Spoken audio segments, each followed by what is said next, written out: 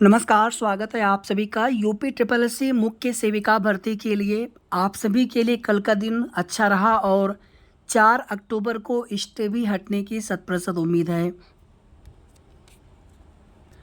कल की डेट में सरकारी अधिवक्ता महोदय के द्वारा बहस किया गया। याचिकाकर्ता के भी अधिवक्ता थे, सभी के नहीं थे, उसमें कुछ पिटिशनर के अधिवक्ता नहीं थे, क्योंकि आप देखेंगे कि देर शाम तक सुनवाई हुई। 5 बजे के बाद सुनवाई हुई केस की। 5:06 के आसपास, उस समय हम लाइव भी थे आप सभी के बीच में। तो 5:06 के आसपास केस टेकअप हुआ था और लगभग जो है 5:10 के आसपास तक सुनवाई हुई, यानी कि लगभग 4 मिनट तक सुनवाई हुई। और इसमें कुछ चीज़ें आप सभी को आज बताने वाले हैं कि इन 126 सीटों को लेकर के कब कब क्या सुनवाई हुई, उसमें क्या कोर्ट ऑर्डर आया था, इसमें क्या दिक्कतें आ रही हैं, क्या ये सीटें होल्ड हो सकती हैं, क्या इतनी सीटें गवर्नमेंट एडजस्ट करेगी, उन याचिकाकर्ता बहनों को नियमित करेगी। भर्ती आपकी 2693 पदों पर ही होनी है। नोटिफिकेशन को चैलेंज क्यों किया गया था, सारी चीज़ें आपको बताने वाले हैं इसी वीडियो में। लेकिन सबसे पहली चीज़ देखिए, सरकारी अधिवक्ता महोदय का उपस्थित होना, बहस करना, डेट और समय का, यानी यानी कि दिन भी फिक्स हुआ है, डेट भी फिक्स हुआ है और समय भी फिक्स हुआ है।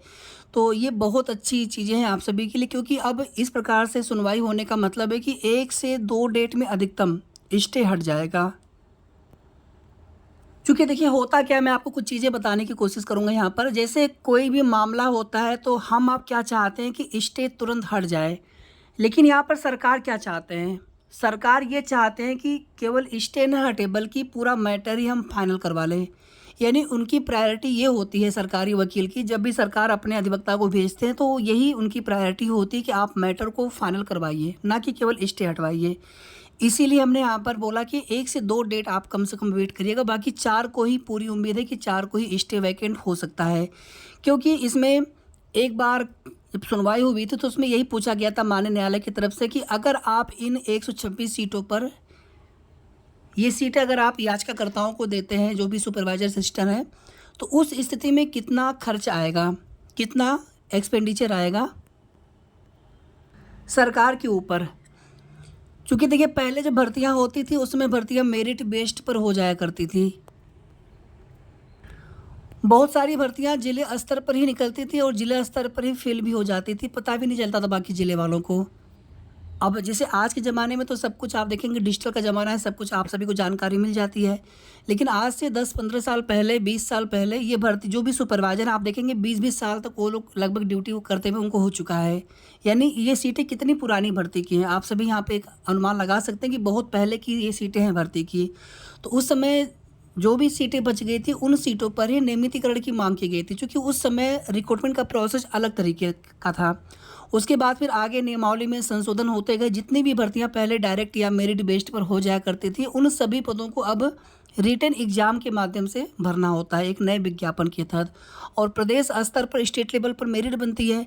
तो उन जो भी याचिकाकर्ता पिटिशनर है उनके पास यही ग्राउंड है और इसी वजह से आज भी चीज़ें उनके फेवर में होती हैं। उनको पूरी उम्मीद है कि हमें हमारी सीटें मिल जाएंगी, 126 सीटें। लेकिन दूसरा सवाल यहाँ पर ये होता है कि फिर ये सीटें, 126 सीटें 2693 में से माइनस होंगी या फिर गवर्नमेंट सीटें देंगी अपने हिसाब से, अपने पास से। तो विभाग में सीटों की कमी नहीं है, सीटें तो और भी रिक्त हैं, 2693 के अलावा भी सीटें रिक्त हैं। तो अभी बस यही हो सकता है कि 126 सीटें होल्ड रखते हुए डीबी का रिजल्ट डिक्लेयर किया जाएगा। और डीबी आदि कराते कराते कम से कम 2-2.5 महीने का समय जाएगा। यानी डीबी रिजल्ट आना है, मान लीजिए 4 अक्टूबर को ही स्टे हट गया, तो उसके बाद अक्टूबर लास्ट तक या फिर नवंबर के स्टार्टिंग में, अक्टूबर में तो नहीं कहेंगे लेकिन नवंबर में फिर 100% रिजल्ट आपका आ जाएगा डीबी के लिए। और उसके बाद सब कुछ ठीक रहा तो नेक्स्ट मंथ में यानी दिसंबर में आप सभी की डीबी भी करवाए जा सकते हैं। तो फिर डीबी करवाने के बाद फिर फाइनल रिजल्ट बनाने में भी कम से कम 1 महीने का समय आयोग को चाहिए। तो 2-2.5-3 महीने का समय उसके बाद भी रहेगा, यानी कि आगे सुनवाई चलती रहेगी। और एक बार अगर डेट टाइम फिक्स हो गया तो आगे जब भी सुनवाई लगेगी जल्दी जल्दी ही डेट मिलने वाली है। अब वो डेट चाहे एक दिन यानी नेक्स्ट डे ही डेट मिल जाए या 2 दिन के बाद की डेट मिले। और हर बार देखेंगे आप सभी तो चाहे मामला फ्रेश में लगे या फिर एडिशनल में लगे, उससे कोई मतलब नहीं है। डेट भी फिक्स होना है, टाइम भी फिक्स रहेगा। और इस मामले पर जज साहब प्रायोरिटी से सुनेंगे, समय देकर के सुनेंगे। हो सकता है कि 4 अक्टूबर को कम से कम आधे घंटे 1 घंटे तक भी सुनवाई चले इस मामले पर। कई बार ऐसा हुआ है कई भर्तियों में जहाँ पर इस प्रकार से सीटें होल्ड करने की नौबत आती है, तो वहाँ पे गवर्नमेंट तुरंत बोल देते हैं या फिर कोई हलफनामा लगा देते हैं तुरंत कि हमारे पास सर इतनी सीटें और अविज्ञापित वाली हैं, और अगर इन फ्यूचर हमें सीटें देना पड़ेगा तो हम सीटें दे देंगे, लेकिन अभी हमें पूरे पदों पर भर्ती प्रक्रिया करने दीजिए। इसीलिए हमने यहाँ पर आप सभी से बताया कि आपकी भर्ती 2693 सीटों पर ही होने की उम्मीद है। 126 सीटें सरकार दे सकती है, उनके पास और भी खाली पद है, ऐसा नहीं कि उनके पास खाली पद नहीं है। कल की सुनवाई का अभी कोर्ट ऑर्डर आया नहीं, कोर्ट ऑर्डर आते ही आप सभी को अपडेट दे देंगे।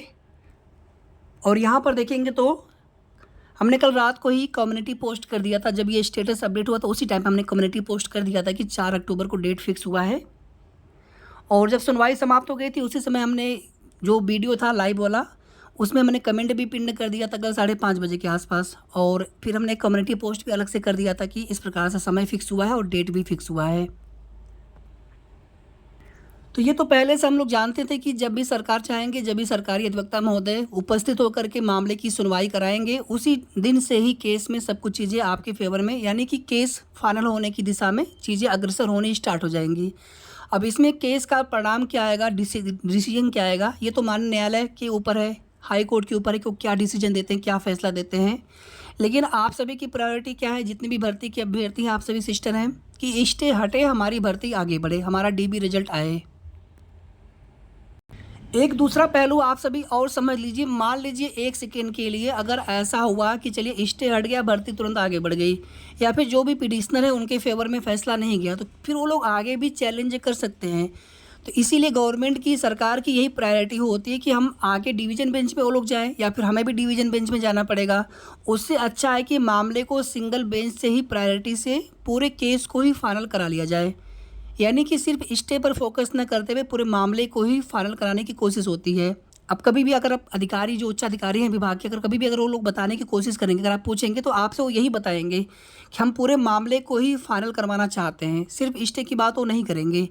स्टे इसी वजह से लग गया था कि उसमें जब आप सुनवाई कराएंगे नहीं, जवाब लगाएंगे नहीं, सीटें आप क्यों नहीं दे सकते हैं, कितना खर्च आएगा आदि जो भी चीज़ें माननीय न्यायालय की तरफ से पूछी गई थी, जब आप नहीं बता पाएंगे और भर्ती प्रक्रिया उस समय रिजल्ट आने की उम्मीद थी, तो उसमें फिर अपना ही तो प्रभावित बताते हुए उन लोगों ने फिर स्टे की मांग कर ली थी, और माननीय न्यायालय की तरफ से अंतरिम राहत देते हुए भर्ती पर स्टे लगा दिया गया था रिजल्ट जारी करने पर। तो आप सभी लोगों ने बहुत मेहनत की है, बहुत बार आप लोग जनता दरबार, विभाग, आयोग जा चुके हैं, और आप सभी की मेहनत भले ही थोड़ी देर से यहाँ पर चीज़ें अब होने लगी हैं, लेकिन अब जो है आगे समय नहीं लगेगा। 4 अक्टूबर को सुनवाई होगी, और हो सकता है कि 4 अक्टूबर को ही स्टे वैकेंट हो जाए, या फिर उसके बाद जब भी डेट लगेगी तो बहुत जल्दी की डेट लगेगी, 1 दिन 2 दिन की बाद की ही डेट लगेगी, और डेट और टाइम फिक्स, समय फिक्स होगा, उसमें डेट भी फिक्स रहेगा, समय भी फिक्स रहेगा।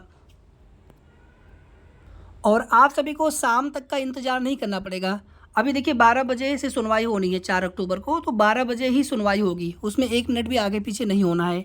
1 बजे लंच होता है, तो जज साहब ऐसा समय फिक्स करते हैं कि कम से कम आधे 1 घंटे अगर समय देना पड़े तो उसमें सुनवाई हो जाए।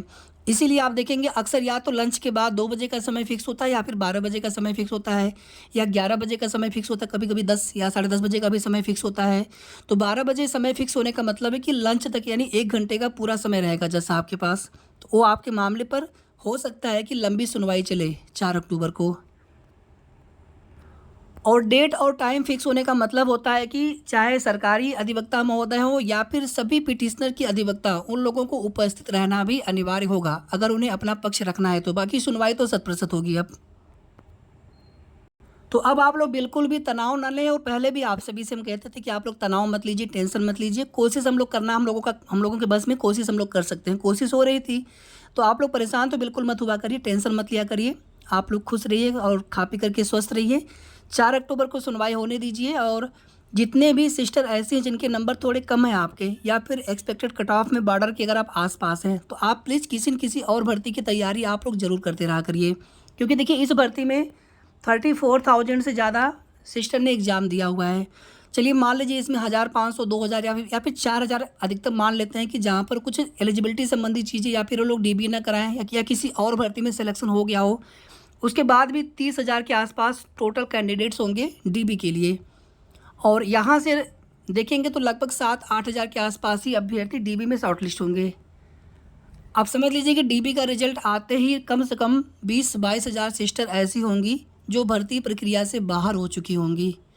तो इसीलिए जिनके भी नंबर थोड़े कम हो, तो आप प्लीज़ किसी न किसी और भर्ती की तैयारी में ज़रूर लगे रहिए, क्योंकि कंपटीशन है। जब तक कि आपका फाइनल सिलेक्शन हो नहीं जाता तब तक आपको तैयारी नहीं छोड़नी चाहिए। और इतना ही नहीं, जो भी 7 से 8 हज़ार सिस्टर होंगी डीबी के लिए, यहाँ से भी केवल फाइनली उतने ही अभ्यर्थियों का सिलेक्शन होगा जितनी सीटें होंगी। तो तैयारी तो किसी को नहीं छोड़ना चाहिए, चाहे आपके नंबर ज़्यादा हो या फिर नंबर कम हो। इसी का नाम कंपटीशन है कि कई बार देखेंगे तो आप कोई भी एग्ज़ाम देख लीजिए जहाँ पे एग्ज़ाम एक से अधिक के चरणों में होता है, प्री हो, मेंस हो, इंटरव्यू हो, या फिर आपके यहाँ ही डीबी रिजल्ट है, फिर डीबी होने के बाद फिर फाइनल रिजल्ट आएगा। लास्ट वाला रिजल्ट आते आते भी देखेंगे तो कई हज़ारों की संख्या में अभ्यर्थी बाहर हो जाते हैं भर्ती से। सोचिए कितनी तकलीफ़ होती होगी उस समय। लेकिन यही कंपटीशन है, और इस कंपटीशन के दौर में बस एक भर्ती के भरोसे ना रहते हुए किसी न किसी और भर्ती की तैयारी लगातार करते रहना चाहिए।